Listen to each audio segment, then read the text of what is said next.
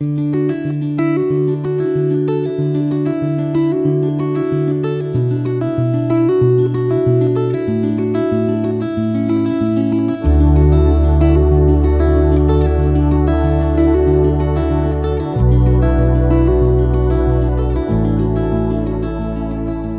reading begins in Genesis, chapter 24, starting in verse 52.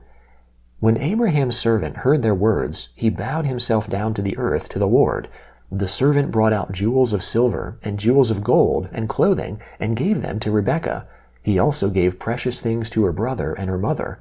They ate and drank, he and the men who were with him, and stayed all night. They rose up in the morning, and he said, "Send me away to my master." Her brother and her mother said, "Let the young lady stay with us a few days, at least 10. After that she will go." He said to them, "Don't hinder me, since the Lord has prospered my way. Send me away that I may go to my master." They said, "We will call the young lady and ask her." They called Rebekah and said to her, "Will you go with this man?" She said, "I will go." They sent away Rebekah their sister with her nurse, Abraham's servant, and his men. They blessed Rebekah and said to her, "Our sister, may you be the mother of thousands of 10,000s, and let your offspring possess the gate of those who hate them." Rebekah arose with her ladies. They rode on the camels and followed the man. The servant took Rebekah and went his way. Isaac came from the way of Beer-lahai-roi, for he lived in the land of the south. Isaac went out to meditate in the field at the evening. He lifted up his eyes and looked. Behold, there were camels coming. Rebekah lifted up her eyes, and when she saw Isaac, she got off the camel. She said to the servant, "Who is the man who is walking in the field to meet us?" The servant said, "It is my master." She took her veil and covered herself. The servant told Isaac all the things that he had done. Isaac brought her into his mother Sarah's tent, and took Rebekah, and she became his wife. He loved her, so Isaac was comforted after his mother's death. Abraham took another wife, and her name was Keturah. She bore him Zimran, Jokshan, Medan, Midian, Ishbak, and Shua. Jokshan became the father of Sheba and Dedan. The sons of Dedan were Ashurim, Letushim, and Leumim. The sons of Midian were Ephah, Aphir, Hanok, Abida, and Eldah. All these were the children of Keturah. Abraham gave all that he had to Isaac, but Abraham gave gifts to the sons of Abraham's concubines. While he still lived, he sent them away from Isaac his son, eastward to the east country. These are the days of the years of Abraham's life which he lived, 175 years. Abraham gave up his spirit, and died at a good old age, an old man and full of years, and was gathered to his people. Isaac and Ishmael, his sons, buried him in the cave of Machpelah, in the field of Ephron, the son of Zohar the Hittite, which is near Mamre, the field which Abraham purchased from the children of Heth. Abraham was buried there with Sarah, his wife. After the death of Abraham, God blessed Isaac, his son. Isaac lived by Beer-lahai-roi. Now this is the history of the generations of Ishmael, Abraham's son, whom Hagar the Egyptian, Sarah's servant, bore to Abraham. These are the names of the sons of Ishmael, by their names, according to the order of their birth. The firstborn of Ishmael, Nebaioth, then Kedar, Adbeel, Mibsam, Mishma, Duma, Massa, Hadad, Tema, Jeter, Naphish, and Kedemah. These are the sons of Ishmael, and these are their names, by their villages and by their encampments, 12 princes, according to their nations. These are the years of the life of Ishmael, 137 years. He gave up his spirit and died, and was gathered to his people. They lived from Havilah to Shur, that is before Egypt, as you go towards Assyria. He lived opposite all his relatives. This is the history of the generations of Isaac, Abraham's son. Abraham became the father of Isaac. Isaac was 40 years old when he took Rebekah, the daughter of Bethuel the Syrian of Paddan Aram, the sister of Laban the Syrian, to be his wife. Isaac entreated the Lord for his wife, because she was barren. The Lord was entreated by him, and Rebekah his wife conceived. The children struggled together within her. She said, "If it is like this, why do I live?" She went to inquire of the Lord. The Lord said to her, "Two nations are in your womb. 2 peoples will be separated from your body. The one people will be stronger than the other people. The elder will serve the younger." When her days to be delivered were fulfilled, behold, there were twins in her womb. The first came out red all over, like a hairy garment. They named him Esau. After that, his brother came out, and his hand had hold on Esau's heel. He was named Jacob.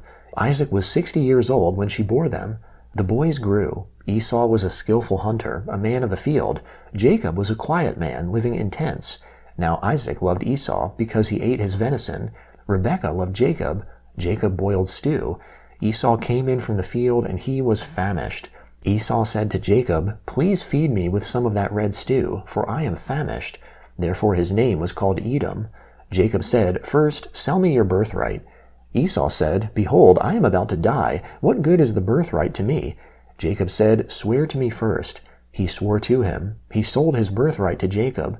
Jacob gave Esau bread and lentil stew. He ate and drank, rose up, and went his way. So Esau despised his birthright. There was a famine in the land, in addition to the first famine that was in the days of Abraham. Isaac went to Abimelech, king of the Philistines, to Gerar. The Lord appeared to him and said, "Don't go down into Egypt. Live in the land I will tell you about. Live in this land, and I will be with you, and will bless you. For I will give to you and to your offspring all these lands, and I will establish the oath which I swore to Abraham your father. I will multiply your offspring as the stars of the sky, and will give all these lands to your offspring. In your offspring all the nations of the earth will be blessed, because Abraham obeyed my voice, and kept my requirements, my commandments, my statutes, and my laws." Isaac lived in Gerar. The men of the place asked him about his wife. He said, "She is my sister," for he was afraid to say, "my wife," lest, he thought, the men of the place might kill me for Rebekah, because she is beautiful to look at. When he had been there a long time, Abimelech, king of the Philistines, looked out at a window, and saw, and behold, Isaac was caressing Rebekah, his wife. Abimelech called Isaac, and said, "Behold, surely she is your wife. Why did you say, 'She is my sister'?" Isaac said to him, "Because I said, lest I die because of her."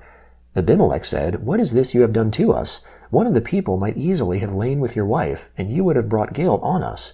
Abimelech commanded all the people, saying, "He who touches this man or his wife will surely be put to death."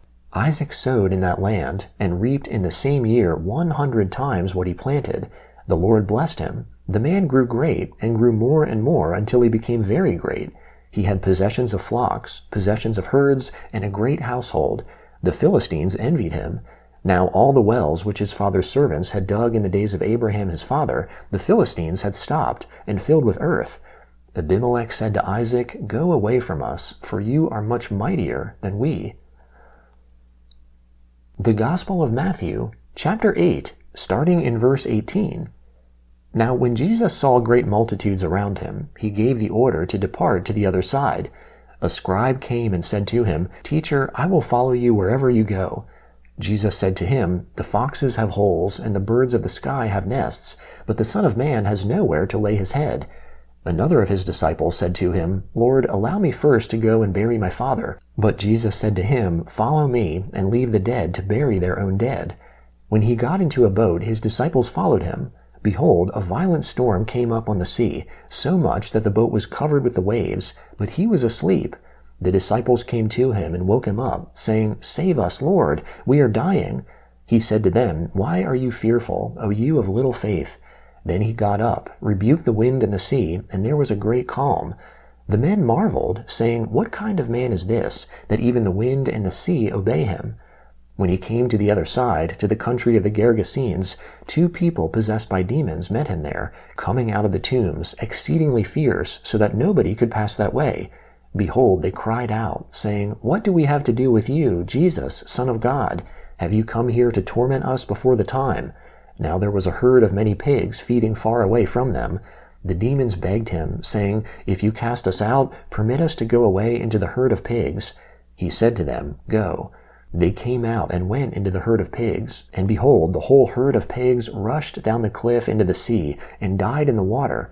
Those who fed them fled and went away into the city and told everything, including what happened to those who were possessed by demons.